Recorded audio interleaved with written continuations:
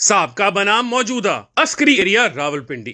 مائی dear general Jasim, السلام علیکم۔ آپ سے ملاقات تو ہوتی رہتی ہے، مگر بہت سی ایسی باتیں ہیں جو ان مختصر ملاقاتوں میں ہو نہیں سکیں۔ آج یہ خط اس لیے لکھ رہا ہوں کہ اپنے تجربے کی روشنی میں آپ کو کچھ مشورے دے سکوں۔ سب سے پہلے میں وضاحت کرنا چاہتا ہوں کہ میں نے آپ کو MI کا سربراہ بنایا، پھر ISI کا، اور پھر جب کپتان خان نے آپ کو ہٹانے کا کہا تو آپ کو کور کمانڈر لگا دیا۔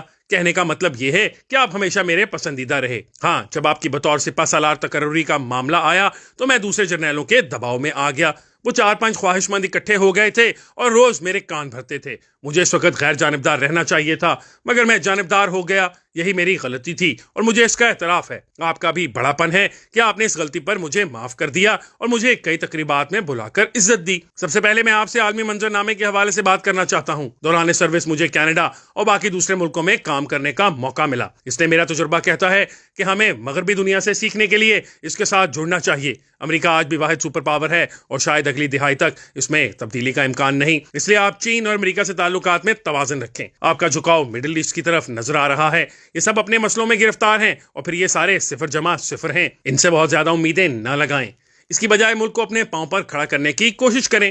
دوسرا مشورہ یہ ہے کہ موجودہ دور کی ٹیکنالوجی کو برا بھلا کہنے کی بجائے اس پر کنٹرول کی ضرورت ہے۔ سوشل میڈیا اچھا ہے یا برا، اس بحث کو چھوڑ کر اسے سیکھا جائے اور اس کا بہتر استعمال کیا جائے۔ یاد رہے کہ لاؤڈ سپیکر آیا تو علماء نے اس کے خلاف فتوے دیے۔ اب انہی علماء کا لاؤڈ سپیکر کے بغیر گزارا ممکن نہیں۔ کیمرہ، کافی، تصویر کشی، پریس اور حتیٰ کہ گھڑی تک کو بدعت اور خلاف اسلام قرار دیا گیا، لیکن یہ ٹیکنالوجی آ کر رہی۔ سوشل میڈیا بھی بند نہیں کیا جا سکتا، یہ نئے زمانے کی ضرورت ہے۔ اس کے بہتر استعمال کو سیکھنا ہی واحد حل ہے۔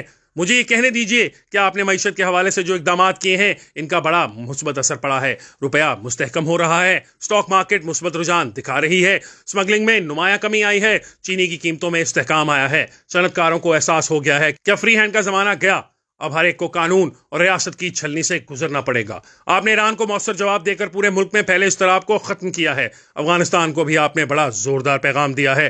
بھارت کے حوالے سے بھی آپ کے عزائم اور ارادے قومی امنگوں کے مطابق ہیں۔ یہ سب کچھ درست، مگر 8 فروری کے بعد بھی کیا آپ کی پالیسیاں چلیں گی یا پھر نئی حکومت کا بیانیہ چلے گا؟ اہم ترین مسئلہ سیاسی ہے۔ 9 مئی کے واقعے کے حوالے سے آپ کے اقدامات کو پوری فوج کی حمایت حاصل ہے۔ آپ کو پتا ہے کہ میں اور میرے ساتھی جرنیل بڑے شوق سے عمران خان کو اقتدار میں لائے تھے۔ میں اور میرے بچے کرکٹ کے شدائی تھے، اس لیے ہمیں عمران خان اچھا لگتا تھا۔ ہم نے بہت آگے جا کر اس کی مدد کی، OC کے ذریعے ہر ضلع میں اس کے امیدوار فائنل کیے اور اسے جتوایا، مگر افسوس کہ وہ معاشی کارکردگی میں بالکل ناکام ہو گیا۔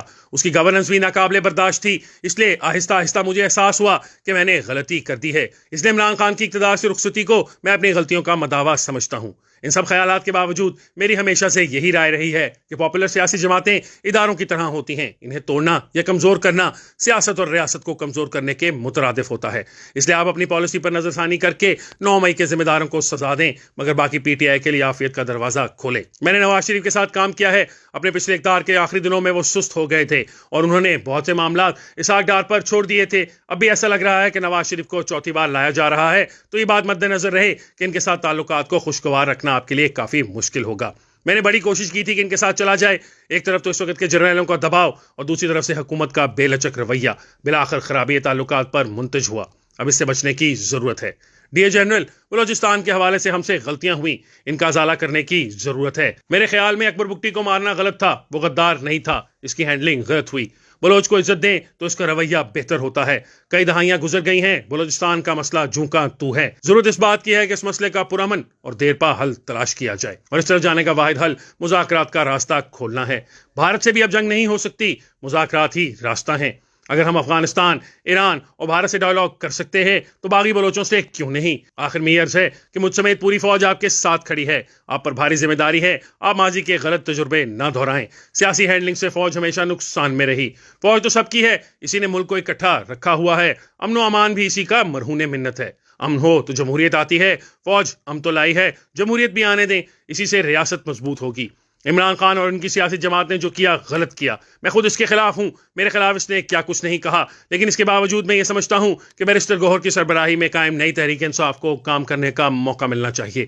انہیں انتخابات میں بھی لیول پلینگ فیلڈ ملنی چاہیے۔ ہم سب آپ کی کامیابی کے لیے دعا گو ہیں۔ فوج ہے تو ملک ہے۔ امید ہے آپ میرے خط کو خوش دلی سے پڑھیں گے اور جو نکات آپ کو اچھے لگیں گے ان پر فوری عمل بھی کریں گے۔ خیر اندیش، جنرل سمر کھا جوا۔